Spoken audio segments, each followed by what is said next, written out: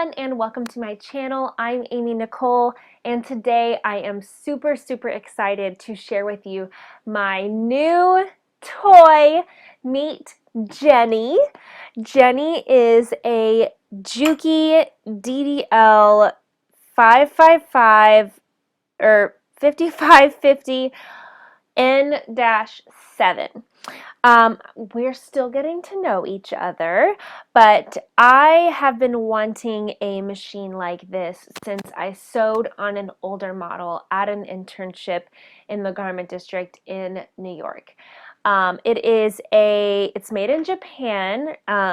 You do have to be careful.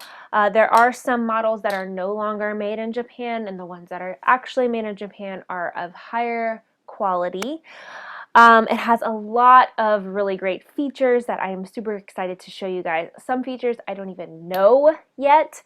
This is a used model, so I still have not really, I need to get my hands on a manual and really go through everything, get to know her a little bit better, understand all of the features. But I did just want to go introduce her to you and talk a little bit about her and why I wanted to get this machine. So I knew that I wanted / needed a industrial machine with the amount of sewing that I do, and especially since I am sewing a lot for freelance stuff and doing a lot of work sewing, I wanted a machine that could really stand the test of time as far as miles sewn. So I needed something more heavy duty, more sturdy, more long lasting, something that'll really be able to keep up with my workload of sewing. So I was not really expecting to get one this soon. I kind of was thinking I would wait until after we move. We are moving in the new year. But I had a pretty big freelance project and I had the money for it. I found one not too far from us in Austin, and I had to jump on it. So, and it was kind of like my reward for getting through a tough season of lots of freelance work, a tough season personally, and just being able to treat myself to something that I paid for out of all of my work in sewing was pretty special to me. So she is an industrial machine. The pedal is below, underneath, obviously. It has a servo motor, so it's on right now, but you can't hear it, which is awesome, nice and quiet. This whole upper part is all metal. It's very heavy, but she lifts up, and underneath is where the oil reservoir and stuff like that are. I'm going to move the camera closer in a minute to whenever I start sewing on it so you can really see all of the great stuff going on.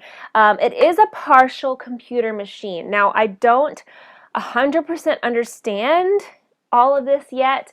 The guy that we bought it from said that a lot of these numbers up here are programmable for sewing on tags. So you can program like 7 stitches across, 3 stitches down, 7 stitches back across, and 3 stitches up. So that way you can just press the pedal with wild abandon when you're sewing on a tag, and it'll stop when it's supposed to with the needle in, and you can turn and then sew again and turn, and you don't have to look so much at how far you're going on the tag. I don't see myself really ever using that feature. I usually just sew my tags on the 2 little short edges. So, but very cool. It has a bobbin calculator that helps you know when to change your bobbin. Again, haven't been using that. Some typical industrial machine features. I don't know if you can see over here, but this is where the bobbin winder is. 2 thread spools up top. The light is not functioning. the guy told me that that was something that just broke often, and so they just disable them on these machines. I have in my Amazon cart, which I'm shooting myself because I just placed an order on Amazon and I didn't put it in there. But they have these magnetic lights that are super heavy duty magnets that can stick to the back and shine down with a little thing onto your work, which I'm going to order. I kind of wish if they were going to disable the light that they would have taken off this big chunk of stuff back here, but maybe they didn't because it's connected to some other things. I don't know. Backstitch lever here, stitch length here. This is just a straight stitch machine, so it only sews in one line. So obviously I will be keeping my home sewing machine to do my zigzagging, my buttonholes, all that kind of stuff. So back stitching here. This also back stitches, which is nice. So I don't have to move. If I'm doing some stuff real tight in here, I can just hit this little button here and back stitch instead of moving my hand all the way over here. A couple tension discs, typical threading stuff. Something else that is nice is I can adjust the speed. I have it turned all the way up because I like to sew fast, but you can adjust it to a slower speed if you are new and still getting acclimated with sewing with an industrial machine. I know that was something that was nice when I was in school sewing on these types of machines, was being able to adjust the speed and make it go a little bit slower. So let's move you closer so you can see a little bit more of what she does. Okay, so now that you are closer, you can see this back stitch foot a little bit better. The presser foot lift lever is back here.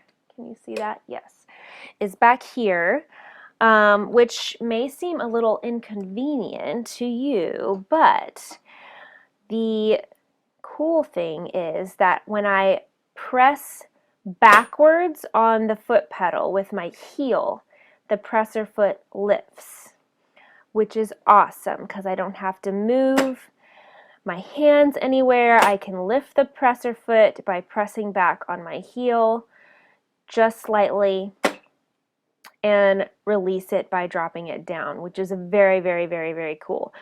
Another awesome feature is whenever you start sewing, it automatically does a back stitch at the beginning of your stitch. Very awesome, convenient. I don't have to back stitch. And then, I mean, it obviously sews like a dream. When I stop sewing, the needle stays in no matter what I'm doing. So I just lift with my back heel pressed back, drop it back down, begin sewing again. Now you notice when I begin sewing now, since I already backstitched earlier, it's not going to backstitch every single time I begin sewing. It's only going to backstitch once I start sewing after I have finished the stitch, and it knows that I finished the stitch because if I hit back on my heel slightly, the presser foot comes up. But if I press hard back with my heel all the way, what happens is it back stitches, it raises the needle, and it cuts my thread. Holy moly, mind blown, right? Totally awesome. Now when I'm ready to sew again, it's going to do that back stitch again, and then I'm going to start sewing again. And it will only back stitch again if I press the back with my foot on the pedal. This feature is the main reason I have held out and squirreled away and wanted to get this machine. I love this feature. I think it saves so much time. I think it is just, I mean, it's a dream. It's a dream. It's a dream come true. So let me show you. This is with the speed setting set all the way high. That's how fast I can go.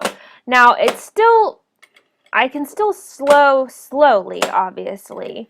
It's controlled by the foot, and luckily this foot is not too sensitive. So some of my some of the, what is that called? Pedal. Some of the pedals that I used in school were like so sensitive that you barely hit it. It's like going away like crazy. Now, if I turn it all the way to the turtle, to the slowest setting, this is me pressing all the way down, and that's all it's doing. So it basically just prevents you from pressing all the way down on the pedal, which is good if you want to do something, a lot of precision, and you don't want to get carried away. You don't want your fingers in the way, because it's a very strong machine. It can very easily sew through a finger. So, but I like to be able to control the speed myself with my pedal. So I leave it at the rabbit, which is great if I'm sewing a really long, like a lot of gathering stitches or something. I can just go right through those in a heartbeat.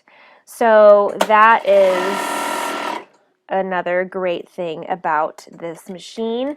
Again, I can also use this lever here to back stitch instead of moving my hand out over to this other lever. And I'm just lifting the presser foot by pressing backwards on my heel with the pedal. Awesome feature. And best feature of all is the automatic thread cutter, in my opinion. I mean, you can't get any better than that. So awesome. So that is Jenny. I named her Jenny, just that was the name that was speaking to me. It kind of reminds me of Forrest Gump's boat. Like I said, I'm still getting to know her. Next week I hope to do a video. I ordered a bunch of accessories and necessities for owning a machine of this caliber. So yeah, I'm super excited. If you're in the Austin area and want the phone number of the dealer that I found, they're all used machines, and he ships them by truck here from the LA Garment District. So if you would like the number for that, you can comment below with your email address, and I can email that to you. And yeah, I cannot wait to sew a little bit more on her. I think I have a little bit of time right now. I'm going to do an alteration to a previous make. So thank you so much for letting me introduce you to my new friend, Jenny. I think we're going to get along great. And as always, happy sewing. Bye-bye.